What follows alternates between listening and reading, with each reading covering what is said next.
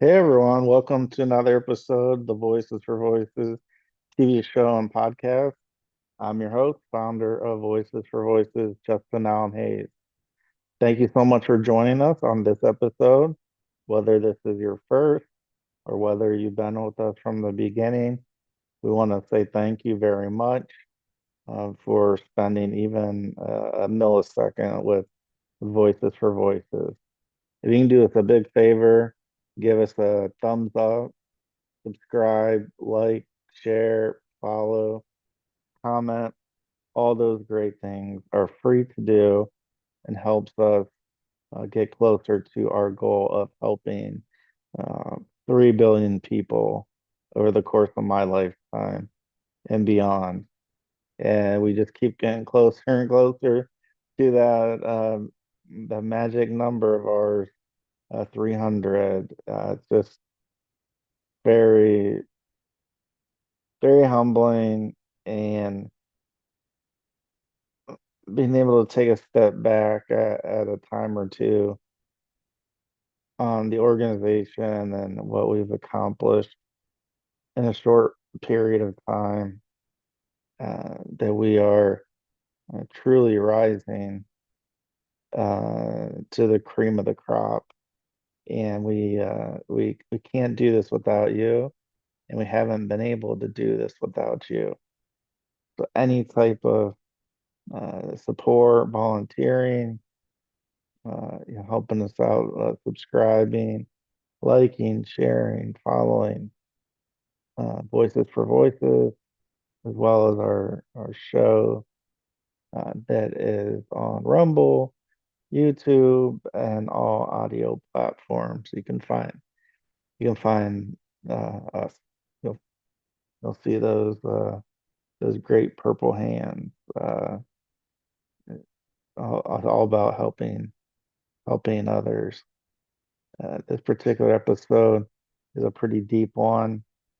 We're going to talk about uh, an individual who's well known across the world who tragically took his own life, and it's uh it's a real wake up call, and or it is a reminder that life is precious, that not every not every tomorrow is going to include us in it, that there's going to come a time where the good Lord takes us home. And so it's very topic, very, very serious. It's a happening,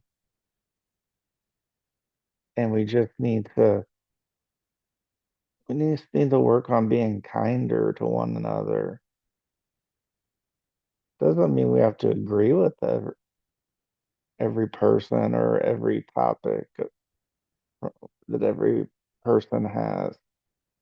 It's not the case. That's not what we're talking about. We're talking about it's okay to have different of opinions, and we should just accept people for who they are. So, uh, the information that's going to be shared here is a combination effort between Sports Unlimited News and the Daily Mail UK. uh, has a lot of information about this topic, and so we thought it'd be best to just bring all that information and share it and talk about it.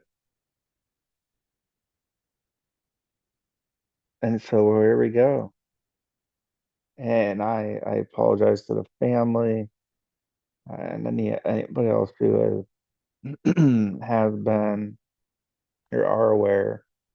of this situation. We don't take it lightly when we talk about it, but it is a public safety issue, and so that's why we're talking about it, because one or more of us may actually witness what we're about to share. And so there's all kinds of trauma that comes along with that. And so who are we talking about? Talking about Robert Enke. Again, I hope I and pray that I said that correctly. That is Enke. And he was a goalkeeper, played for Hanover 96. He earned 8 caps for Germany, and he was a real standout because of his reflexes, his composure, and intelligence. And prior to his death, he was at one time he was expected to be Germany's first choice keeper or goalie for the 2010 World Cup. But as we progress, Enki had battled Enki had battled depression since 2003. And like a lot of us, whether we know it or not, we try to we try to keep some things closer to us, and we don't want to share it for whatever that reason may be. Oh, I'm going to be judged, or I can't. Uh, yeah, I'm the man of the house, and I am not able to have emotions, or whatever that may be. And so Enki, his wife, and only a few close colleagues or associates were really,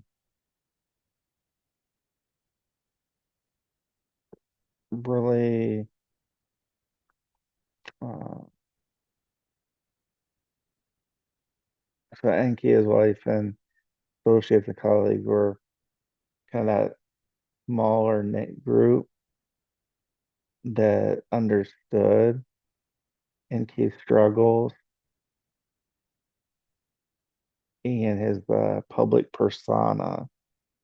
Enki's belied his mental turmoil. And so all these things that we've covered up until now, and we're going to get a little more clarity as we continue. But as it stands now,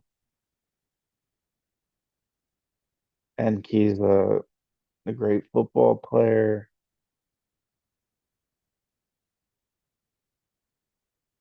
He's getting a lot of attention because he's good at what he does. And yet we would look at a person like that and say, well, what's the big deal? Look at all this money, look at all this fame. I wish I had that money, that kind of money. I wish I had that fame. I wish people were waiting outside my house to take my photos. And so these things were going on in Enki's life. And unfortunately, on November 10th of 2009, so going on 16 years ago from when this occurred, So November 10th, 2009, Enke died by suicide after stepping in front of a train.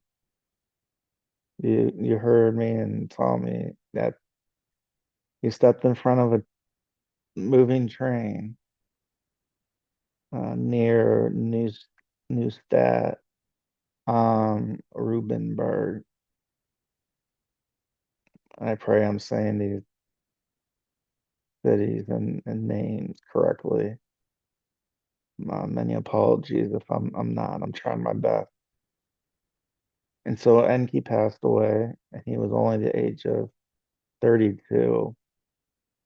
So once this news started to circulate around the football world and across Germany, it really sent shockwaves.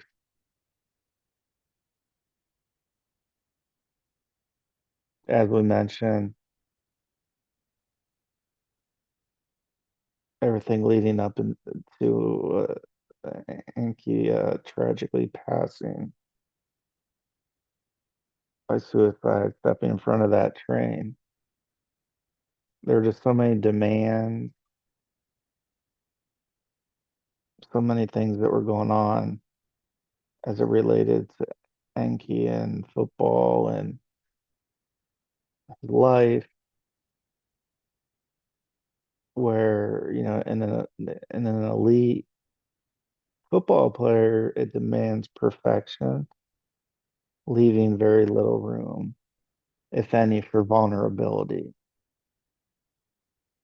And so I can only imagine it was hard for Enki to share his emotions, share how he's feeling.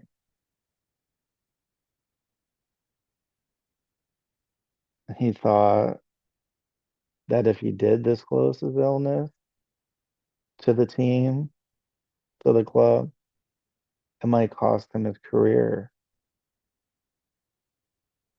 And additionally, an additional thing could also cost him a chance for him and his wife to adopt a second child. And we've talked about stigma for years. And yes, this is 2009 that this happened. It's high profile, it's worldwide. Uh, I mean, it happened in Western Europe, but it has a national appeal. And the stigma around mental illness back then,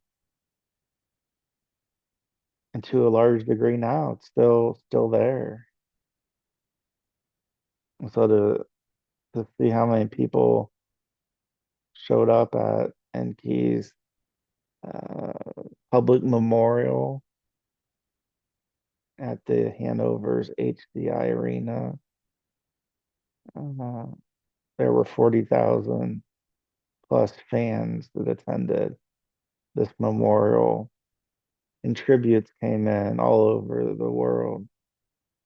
His death became a uh, a real collective reflection point for the sport. And Germany even postponed one of their scheduled international matches out of respect. The media's responsibility, and this is something that's very interesting to me,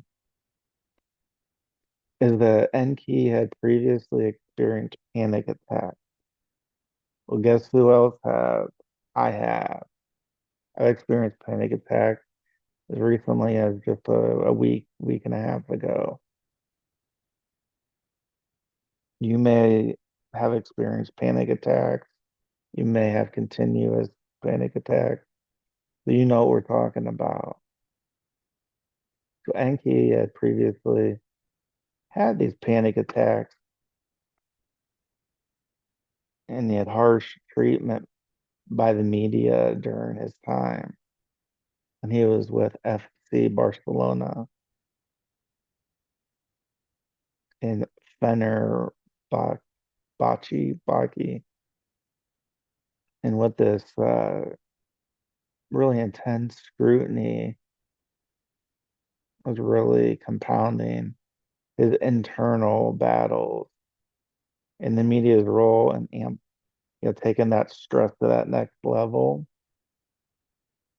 became a focal point of debate. As of now, there's a foundation called the Robert Enke Foundation, and this was started to raise awareness about mental health in sport. And so what it does, it funds research and offers support to athletes dealing with depression. And it's been a model for similar initiatives across Europe. And then football's slow awakening. Since Enki's death, clubs have gradually began gradually begun integrating mental health resources. The DFB mandated psychological support in youth academies, and still just incredible, even with that. And yet, only 3 of 18 clubs had full-time sports psychologists. By 2023, this happened 16 years ago. And just 2 years ago, only 3 out of 18 clubs had a full-time sports psychologist on staff. Absolutely incredible. Since then, there's been a few players, uh, just a few that, uh, well, there's more than a few, but the ones we have listed with this Sports Unlimited News and Daily Mail UK articles around Enki, that there are top players like Andre Shirley, Benjamin Pavard, and Marco Asensio. Since then, they've shared their own mental health battles, and Enki's story has opened a door for others to speak, not just for others to speak, but to speak without shame. Something that we try to do here at Voices for Voices. And openness has become more common, but there are challenges, nevertheless, that remain. There's always going to be challenges with about everything. As learning from the tragedy each year, German clubs commemorate Enki's death as a reminder of mental health importance. His story is taught in coaching courses as a case study. And football has not forgotten, and nor can it really forget what occurred. Just a short years of 16. Might say, oh, that's what, yeah, 16 years, a long time. But as we just mentioned, that even at that point, there were so in 2023 that there was still, after all these years, so little of those football clubs that have sports psychologists on staff full time. And that's just remarkable to me. I don't know how that's possible. So we're going to continue talking about this. We talked about how Robert Enke seemingly had it all, and so the same sources as we continue. Uh, he had a beautiful wife. He had the homes, the cars. You had those expensive suits by Hugo Boss, and and the honor of playing in goal as a goalie for his national team at the next year's World Cup in South Africa. And a term that I haven't heard before, but I think it's fitting that nobody saw the spiritual cancer he was suffering. And so we talk about the cancer of the body, and we're able to see on scans and different methods. Uh, Spiritual cancer is a good way to put it. And we, shortly before 6 p.m. on Tuesday, the, that day, the 190 Bundesliga appearances, a 5 million euro fortune, the black Mercedes 4x4, and the Porsche added up to nothing. So all these things and stuff added up to nothing. And why is this? Because he parked that Mercedes on the side street of a Hanover suburb. He put the keys in his wallet on the passenger seat, got out. It was raining outside. So he got out in the rain and he walked along a lonely station platform and he hurled himself beneath the screeching iron wheels of the Bremen Hanover 4427 express train. And the spot was not random. And this is something that's really important here. To just 200 yards from where he died was the grave of his 2-year-old daughter, Laura, who died on September 17th, 2006, during an operation meant to save her life from heart disease. Just heartbreaking. Oh,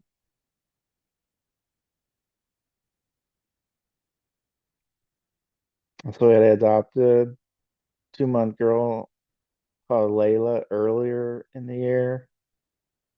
Enke's inner pain, that spiritual cancer never diminished. At 6:17 p.m., having earlier written a suicide note to his wife, Teresa, and family, he died alone and tormented. In the suicide note, and he asked for forgiveness for his conscious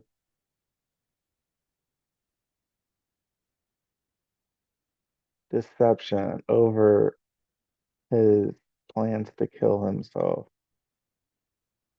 His widow said at a press conference that he had irrational fears that Layla would be taken away from him.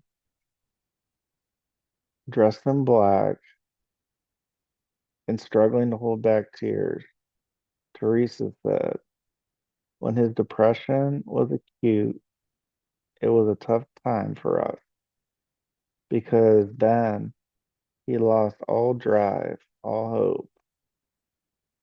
And he wanted to keep that quiet because he didn't want to lose everything. Because with hindsight being what it is, that was crazy. We went through so much together. The times he played in Istanbul and Barcelona was hard. Then came the death of Lara. That welded us even more together. And then we thought we can face anything with our love. But we couldn't do everything. I tried to be there for him, to say to him that football wasn't everything, There may be beautiful things, but there are many beautiful things in life, and that he always wanted to help him get through this. Again, as we mentioned, this death of Enke plunged Germany into mourning. Football Federation called off Saturday's friendly international with Chile because the players were just in so much shock. They had they had that memorial service that was set in. Um, the the players and coaches needed time to process all this,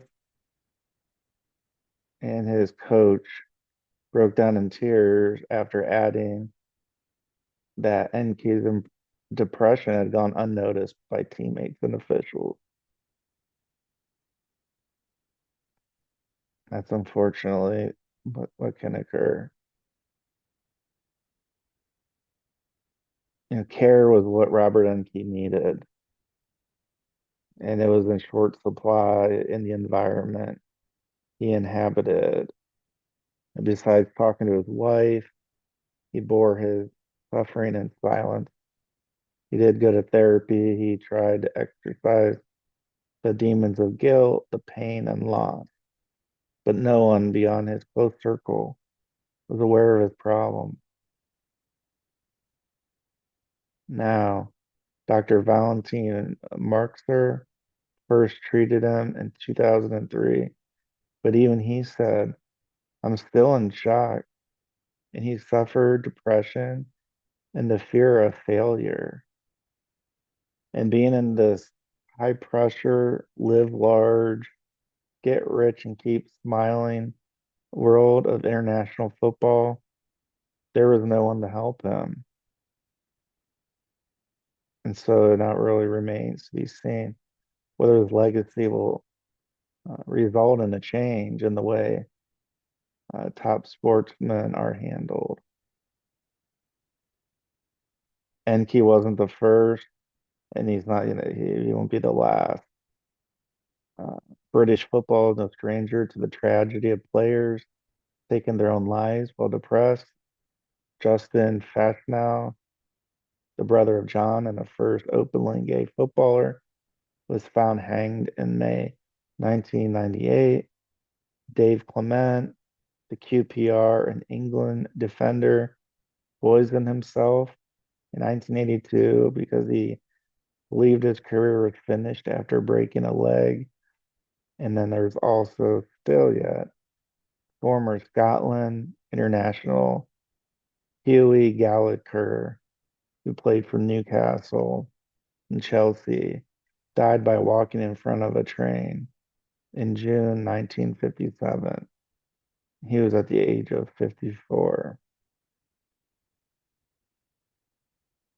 And in October the same year, 25-year-old Czech Jan Simek vanished without a trace from Hanover before emerging a few days later to say he wanted to leave the murky world of football and set up a pub in South Bohemia.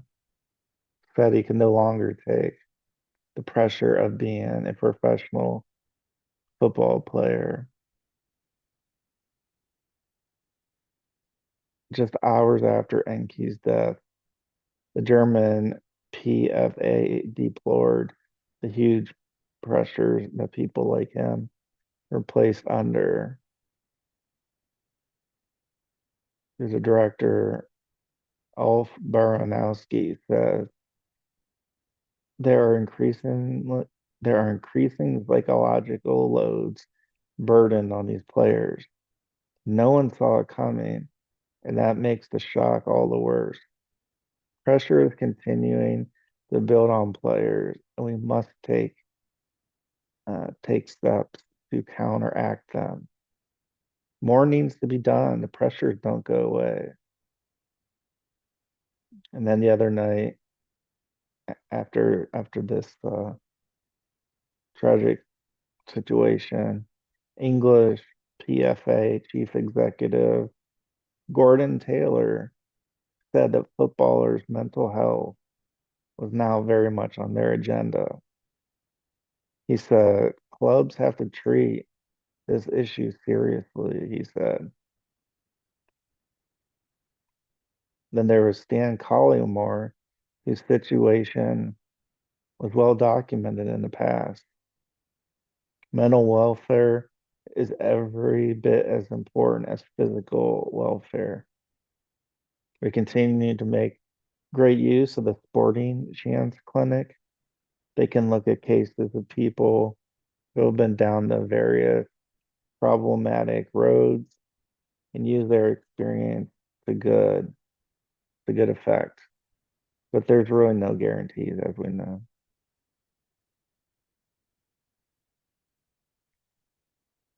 So it's a very powerful story, just and just very sad,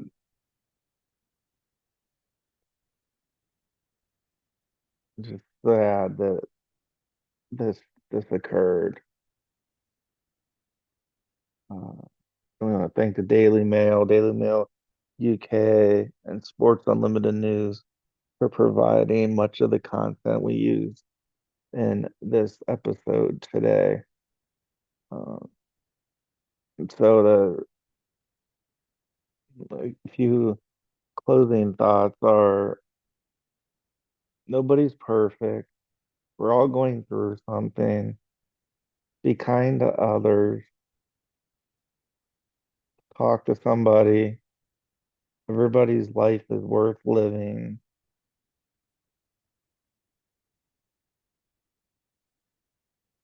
And so, again, what I would like to say is it's easy to say these things, but so much different to actually do them. And that's where we're at. We can talk about ending the stigma. Sorry, I got these allergies that just pop up whenever. We can talk about how we want the stigma to end and all these things. But if we don't take action, then it's a hollow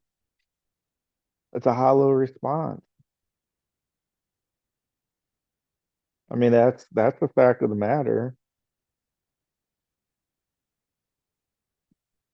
So if we're going to call ourselves leaders and we're going to call ourselves wanting to help, we got to do the hard things. We have to we have to actually do them. We have to do something. We can't just sit idly. We can't just put out a PR statement. We can't just put out a hot quote. Uh, we have to do something, and we have to continue to do something. These are not isolated instances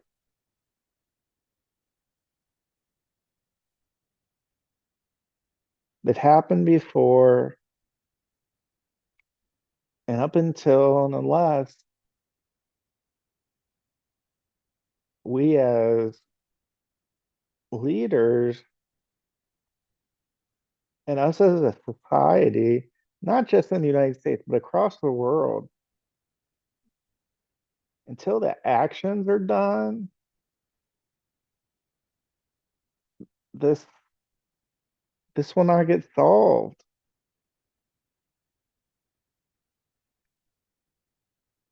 There's a lot of great organizations, a lot of great people out there, but there's very few that are actually not just talking the talk, they're walking the walk. And I'm going to interject here. I'm going to put a plug for Voices in here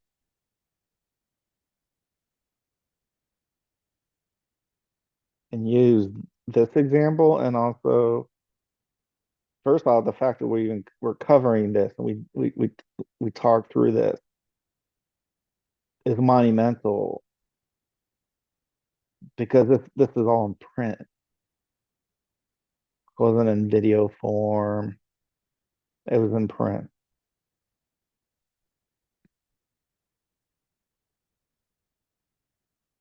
And then I want to talk about human trafficking. So many people come up and say and share, hey, thank you for bringing this up, and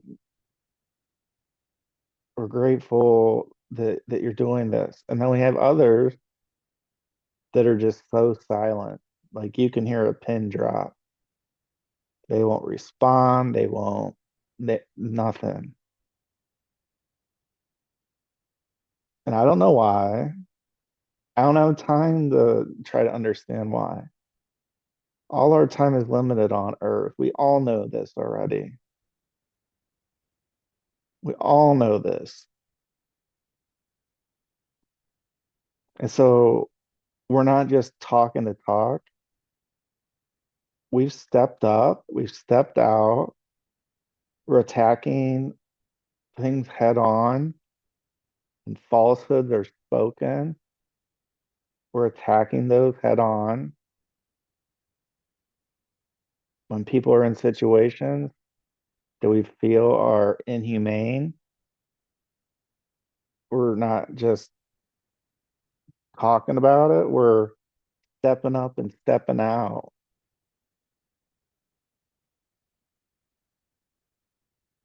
And so you're either with us or you're not. And that's okay. That's your decision to make. It's our decision to make.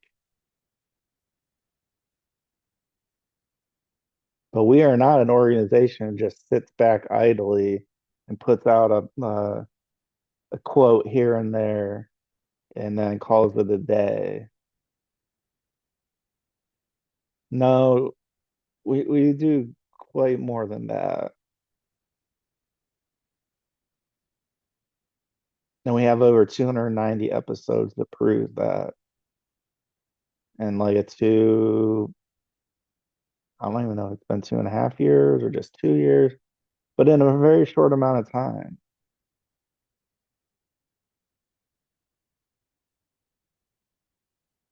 And I don't care if only one person's watching or listening, or 3 billion people are watching and listening. The goal in my eyes is to help at least one person.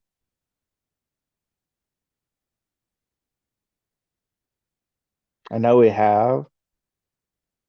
I received feedback that we have,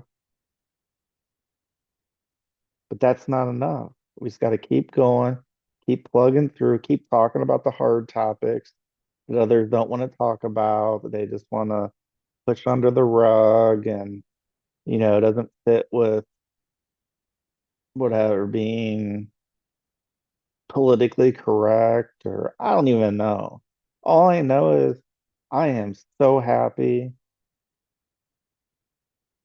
the Voices for Voices is here and is an outlet and speaks about the hard topics that others won't for whatever reason. And so we want to give our condolences. Again, this is many years later, to Mr. Enke's family, friends, colleagues, players, coaches, whomever. And we hope that if this sounds like you or somebody you know, let them know that their life matters. Let them know that talking to somebody, going to therapy,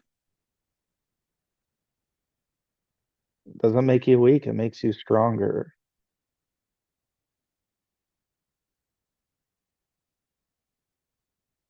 And then let them know that you support them in their decision making. That's what we can do. I know we can because we're doing it. I know you can do it too. We all have that innate responsibility as human beings is to help others as basic, as simple as that may be.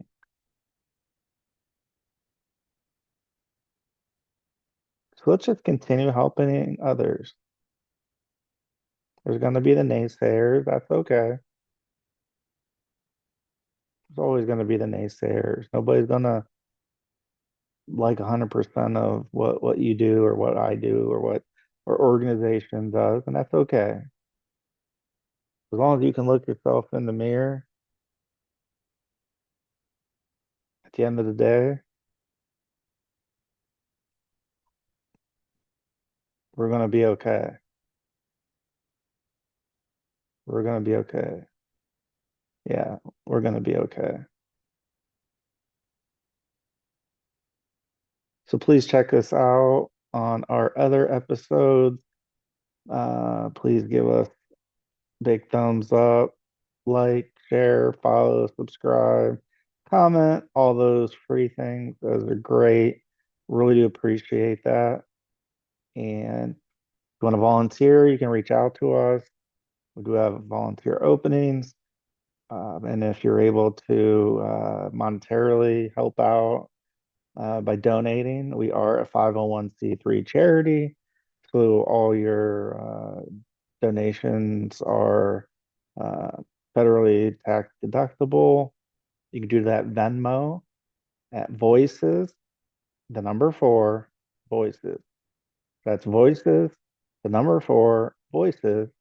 Or you can head on over to Voices for, this is FOR, so Voices for FOR, voices.org. That's voices and then four spelled out and then voices.org takes you right to our homepage.